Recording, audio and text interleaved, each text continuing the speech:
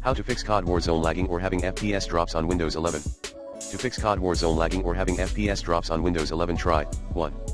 Update graphics driver using the recommended Avast driver updater in this video guide. 2. Use ultimate performance via Windows control panel. 3. Set display mode to full screen. 4.